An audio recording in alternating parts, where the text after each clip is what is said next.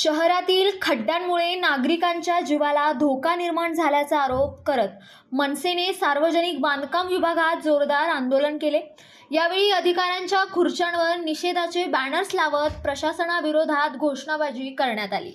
नाशिक शहरामध्ये जे काही खड्ड्याचं वातावरण झालेलं आहे आणि या खड्ड्यामुळे जे काही लोक मृत्युमुखी पडलेले आहेत त्यांच्यामुळे आयुक्त साहेबांवरती, शहर अभियंत्यांवरती आणि कॉन्ट्रॅक्टरवरती मनुष्यवधाचा गुन्हा दाखल झाला पाहिजे। आज तुम्ही या शहरामध्ये संपूर्ण शहर खड्ड्यामय केले आहे, त्याचं उत्तर कोण देणार हा आमचा प्रश्न आहे।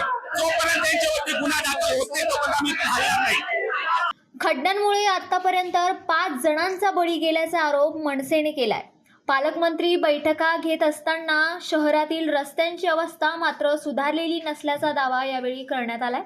आपण बघितलं की गेल्या काही दिवसांमध्ये जसा पावसाळा चालू आहे 4 लोकांचा जीव गेलेला आहे आणि आज सकाळी आम्हाला समजलं की 5वा जो व्यक्ती उपचार घेत होता त्याचा सुद्धा बळी गेलेला आहे। आम्ही हे लोकांचे जीव जात असताना इथं कार्यकारी अभियंता इथं नव्हते। शहर अभियंता जे आहे ते शहर अभियंता रजेवर आहे, सत्तेच्या रजेवर एका रजेवर आहे। आम्ही विचारत आलो लोक मरताय आणि हे सुट्ट्या घेत आहे। या लोकांना जागेवर आणण्यासाठी महाराष्ट्र नवनिर्माण सेना यांना जोपर्यंत नाशिक रस्ते चांगले होत नाही तोपर्यंत यांना स्वस्त बसवणार नाही। आयुक्तांच्या नियोजनावरही मनसेने प्रश्नचिन्ह उपस्थित करत दोषी अधिकारी आणि ठेकेदारांवर मनुष्यवधाचा गुन्हा दाखल करण्याची मागणी केली आहे। ठोस कारवाई न झाल्यास आंदोलन अधिक तीव्र करण्याचा इशारा मनसेने दिलाय।